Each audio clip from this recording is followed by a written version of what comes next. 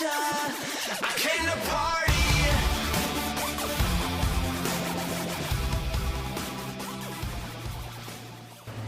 Hey everybody, what's up? Fletcher Stump here, and welcome back to Radioactive Inc. This is Let's Talk Kingdom Hearts Part 2. I just split it up because, I didn't want the episode to run forever, and, but I got my nice Kingdom Hearts 2 shirt on this time.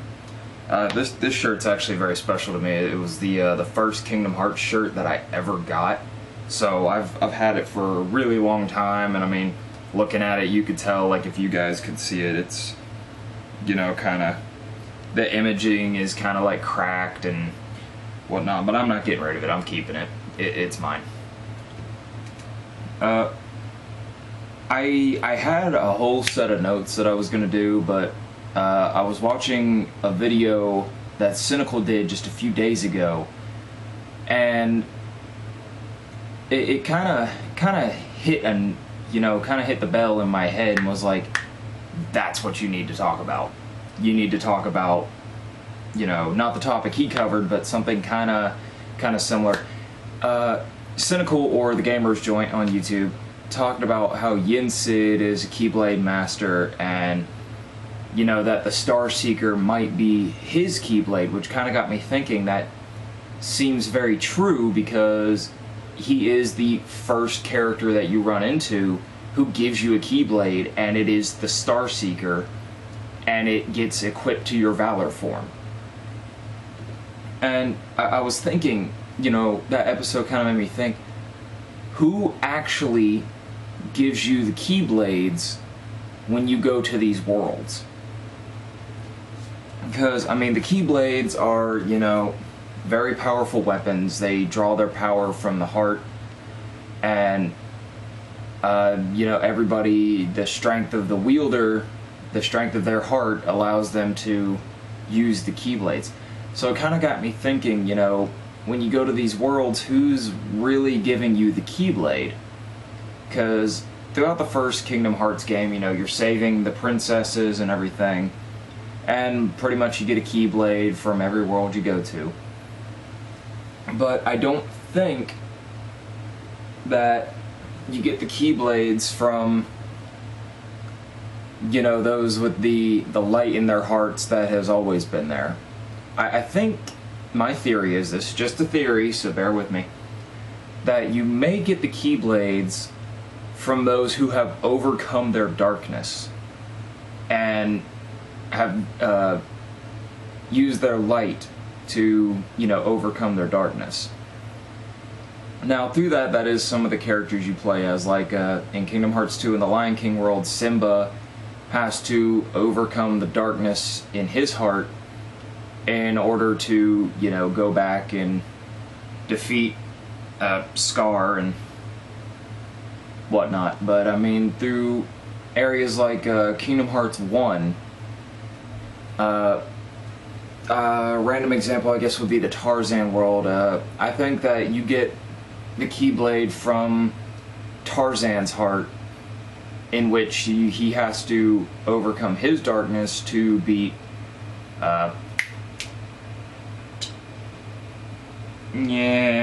Clayton. I actually had to think back to the movie for that one. I'm like, that guy's name, Clayton. And I have no notes for this one. I'm winging it straight across. I did not write up any notes. I just went with this topic and rolled with it. But, I mean, it's an interesting concept because it kind of shows how the Keyblades are, brought about. Because, yes, they may be like physical objects, but it takes a certain heart to be able to wield them. And look at Riku's Keyblade. He had his Keyblade, and it became more powerful when he overcame his darkness, which was a very interesting concept. I like how his Keyblade was in Kingdom Hearts 2. It was very badass. I really liked it. Just as itchy. Sorry. And I think that's something that we have to look forward to in Kingdom Hearts 3. Like, I'm really hoping for new kinds of Keyblade designs and new abilities with these Keyblades.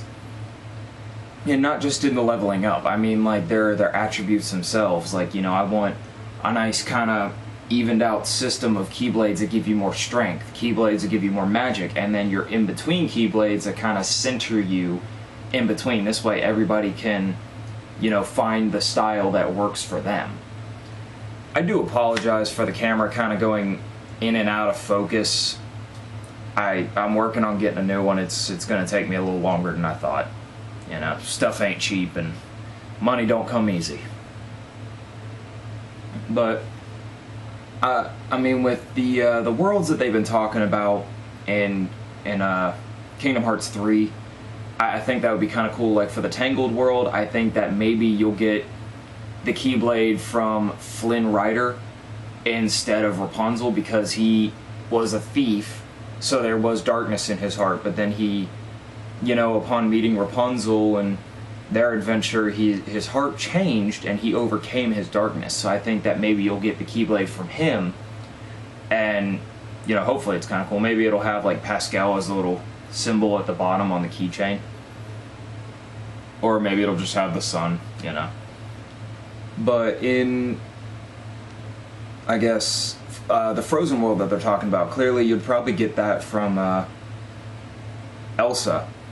You'd probably get that from Elsa because, I mean, she, in the movie, is, like, afraid of her power, and, you know, there is darkness, there is fear, but then she's able to overcome that and, you know, kind of find her light and whatnot. That was my phone. Sorry. So I think that's a very interesting concept, and I do like this theory. I kind of hope it holds some sort of ground on it. Because, I mean, it is a really interesting theory that you would get the Keyblades from those who have overcome their darkness, because I feel like they would have a much stronger light. They would become a stronger person. And, I mean, I'm really looking forward to Kingdom Hearts 3. You guys have no idea. I'm like sitting there at my computer ready for the merchandise to hit, because I'm going to just grab everything I can. I love this game.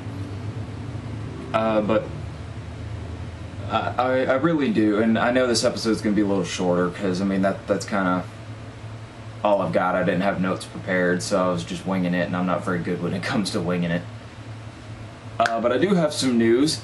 Etch-a-Sketch is going to be doing a fandom episode, covering the different fandoms of the internet and kind of things that they do, and, you know, who makes up these fandoms.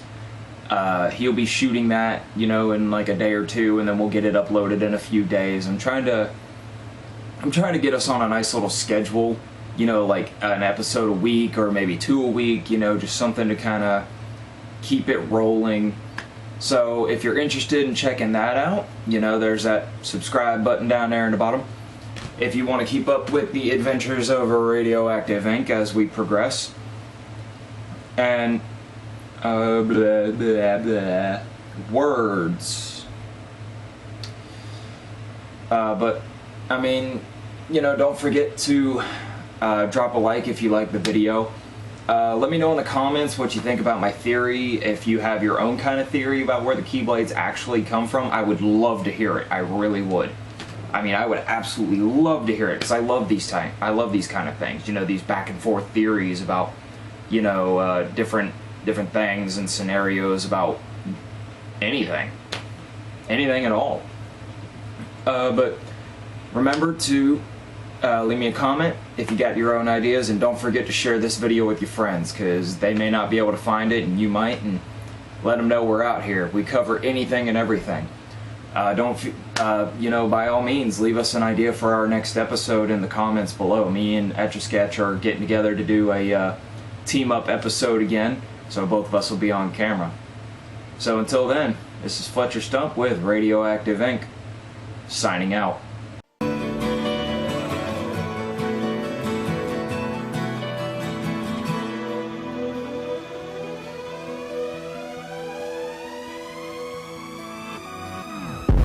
I told ya I came to party.